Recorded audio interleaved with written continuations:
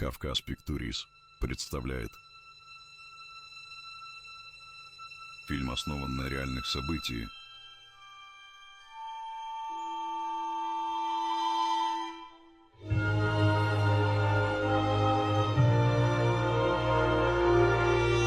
Семья сына Кавказа. Разбитый очаг.